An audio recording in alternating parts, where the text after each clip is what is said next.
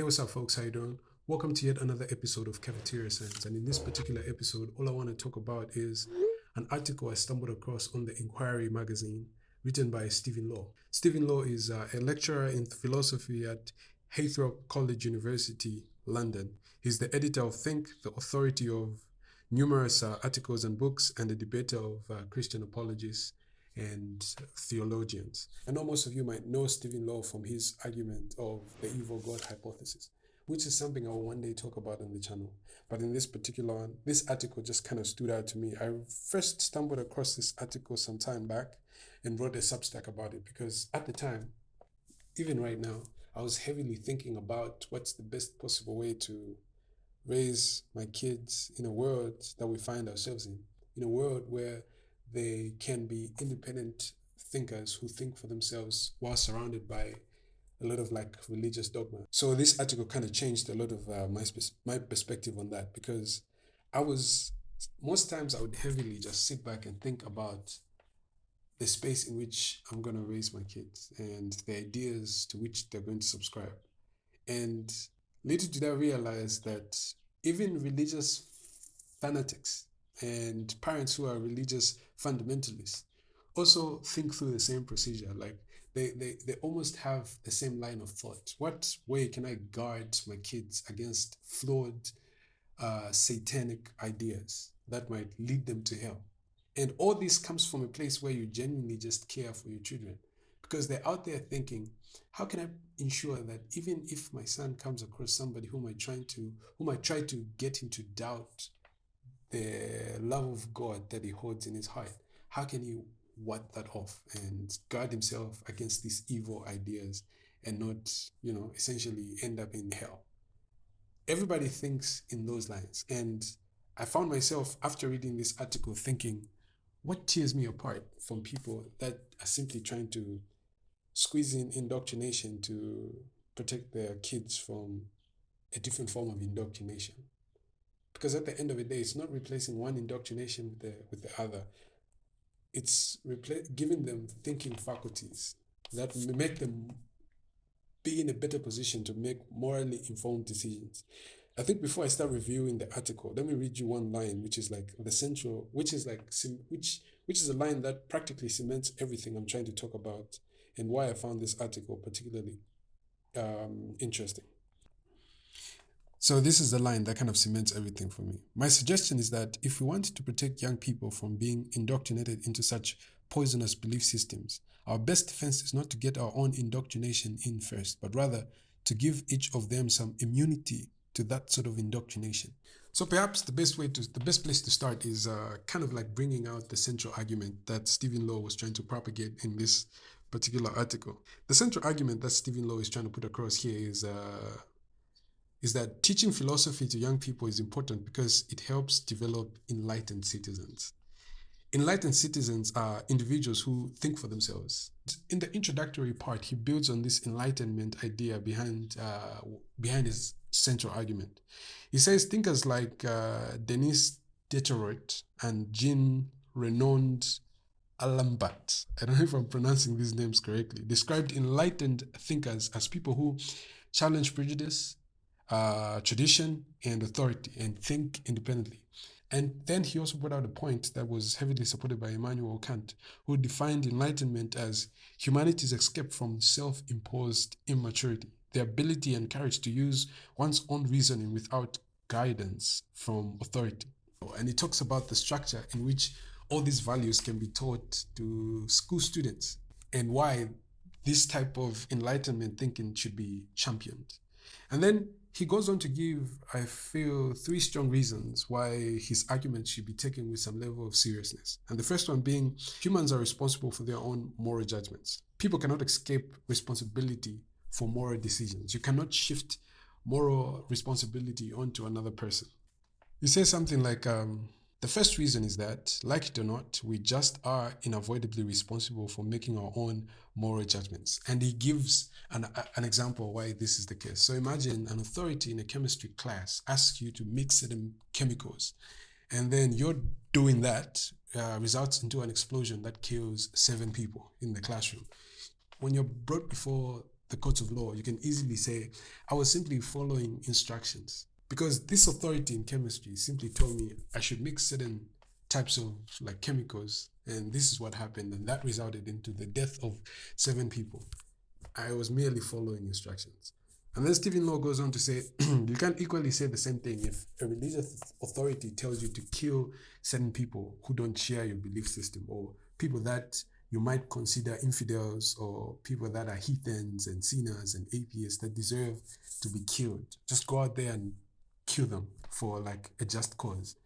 That is not something that you can morally escape from as something that you did yourself. You cannot escape the moral blame that comes with that, because you can't shift the moral culpability of the action to somebody else. And then it goes like, you have an unavoidable responsibility to make your own moral judgments. A responsibility you can't hand over to some supposed expert in the same way that you might reasonably hand over responsibility for making judgments concerning chemistry, physics, or plumbing. Therefore, education must prepare individuals to make thoughtful moral judgments themselves on their own. That's what should undergird our educational structure.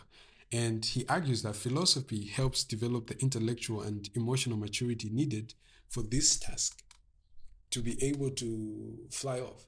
For this to be able to be achieved, philosophy primarily offers the tools that can be used in all these educational sectors to ensure you raise thoughtful thinkers. And then his second reason is critical thinking leads to moral progress. And here he argues that moral improvements in society often occur when people question accepted beliefs. And when you question accepted beliefs, you reflect on moral assumptions, examine consequences of those beliefs and the actions that those beliefs kind of generate, as opposed to just subscribing to what has been laid out for you by an authority. It's an example of changing societal attitudes towards women. Women have been subject to a lot of prejudice throughout history. In some countries, women were not even able to drive or just walk freely in society.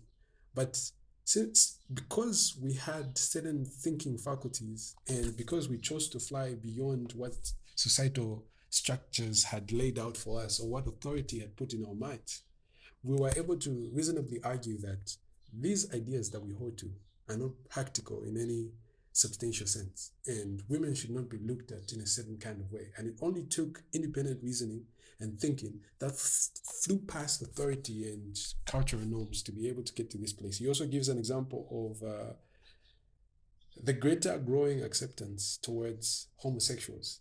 I always like to ask people this question when I'm interacting with people here. What's your best argument against homosexual relationships? And most people tend to have arguments that simply border on disgust and nothing substantial.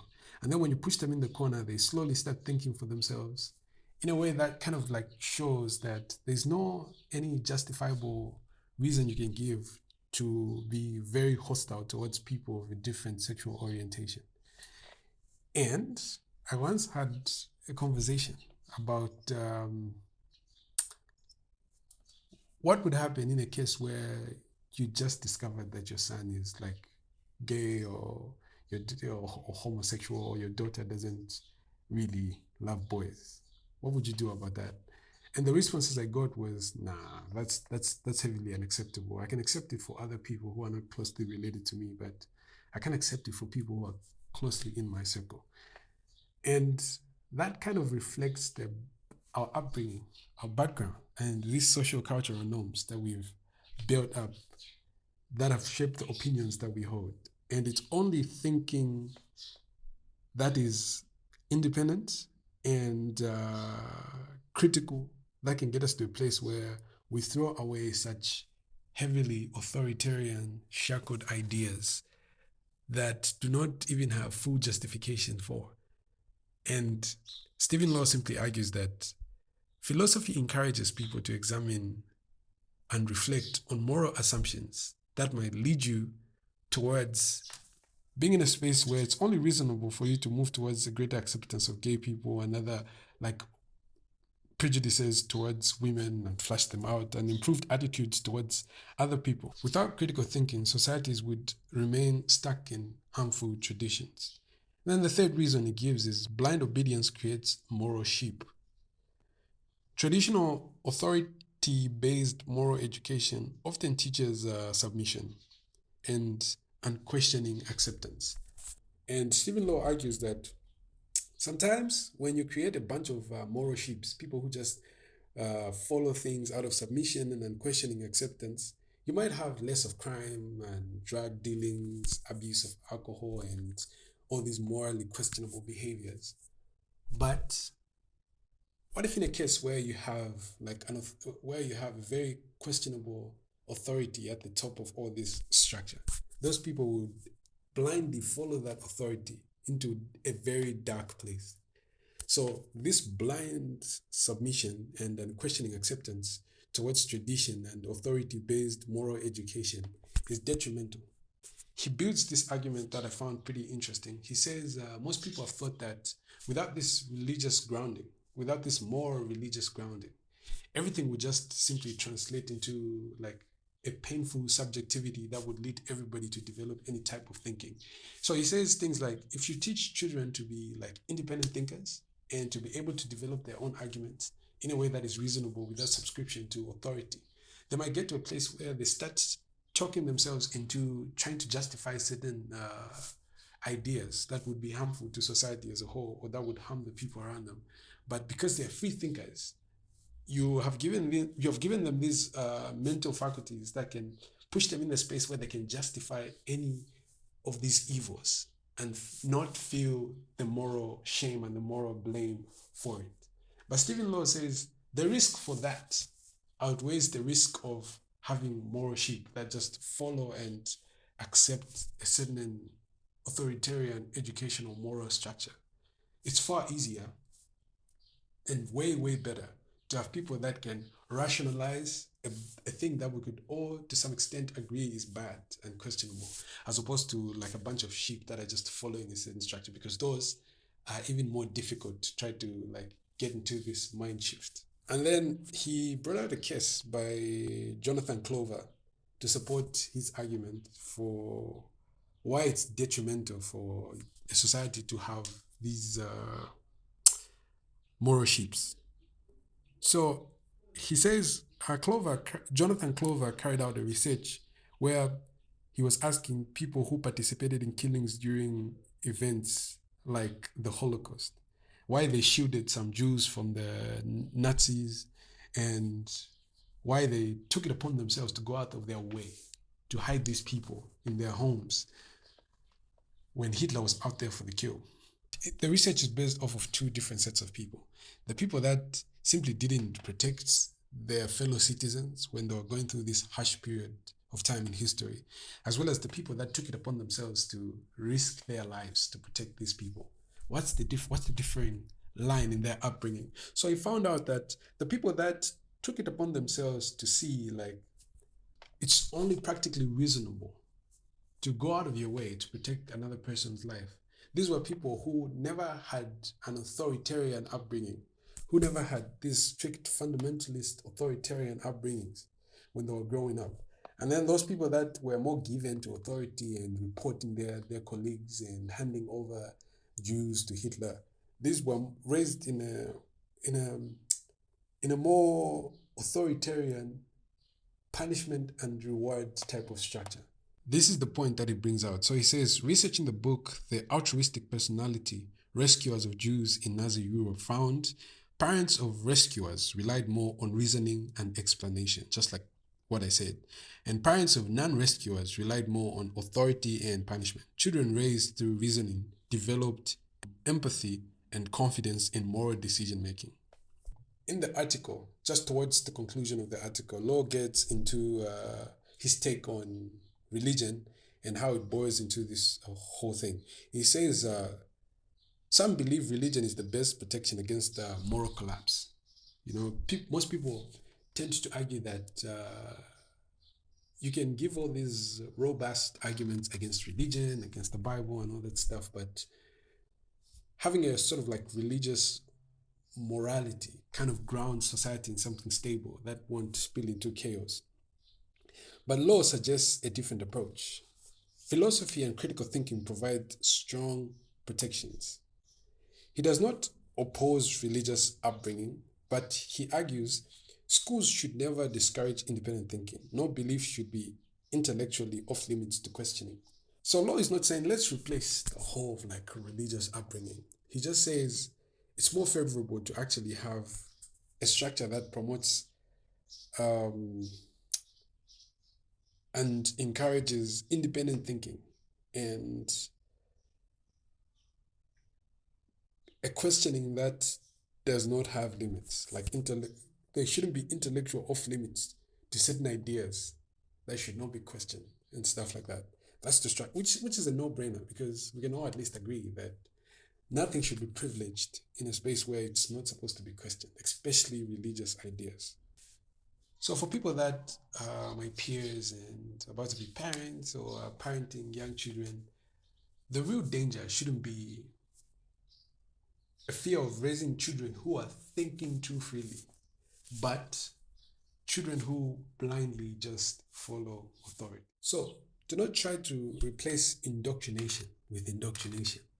Just simply raise kids that can think for themselves. That's all you need, and that's all I needed. Reading this was like purely consoling because I was out here worried about Sunday school and all that stuff. Until next time, folks.